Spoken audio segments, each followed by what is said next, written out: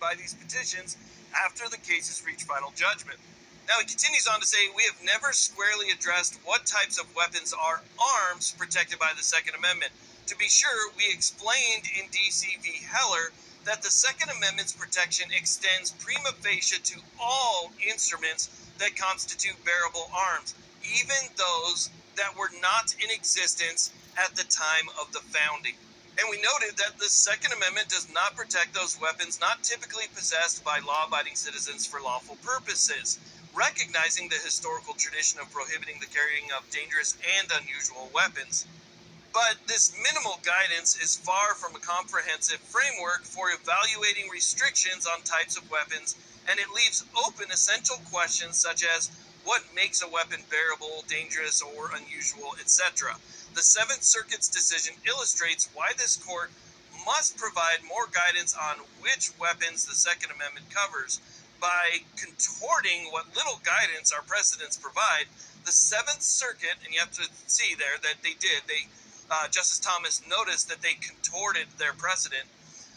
The Seventh Circuit concluded that the Second Amendment does not protect militaristic, quote, militaristic weapons. It then tautologically defined militaristic weapons as those that may be reserved for military use. The Seventh Circuit's contrived non-militaristic limitation on the arms protected by the Second Amendment seems unmoored from both text and history. Now, this is an interesting quote as well, where it says, the AR-15 is a civilian, not military weapon. No army in the world uses a service rifle that is only semi-automatic. In my view, Illinois' ban is highly suspect because it broadly prohibits common semi-automatic firearms used for lawful purposes. And it continues on even to say, it is difficult to see how the Seventh Circuit could have concluded that the most widely owned semi-automatic rifles are not arms protected by the Second Amendment. The Seventh Circuit stressed that its merits analysis was merely a preliminary look at the subject.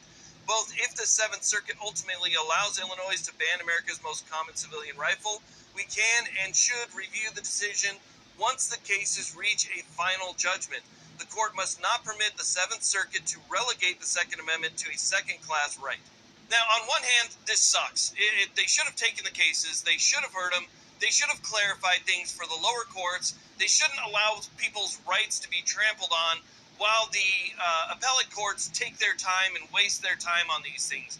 They should provide some relief, some constitutional relief to the people while everything is figured out. And in doing so, they could have used language like that or language that would have completely overturned every other ban in this country. So this is really bad. It's bad. But on the other hand, it's also good in the fact that they're saying, hey, look, you got it wrong. These are in common use for lawful purposes. It's the most popular one in America. There's no way that you can get around that. It's not militaristic. No military in the world would ever use something like this. So you can't use those as well. And so the Seventh Circuit's going to have to look at that. They're going to have to look at what Justice Thomas said, what some of the others said, and they're going to have to use that when they're coming up with their final decisions in these cases. And that might work out in our favor. But even if it works out in our favor, I still think that the Supreme Court should have taken them. Whether they take them now or later is just putting things off. I understand the whole interlocutory thing. They want the lower courts to finish their work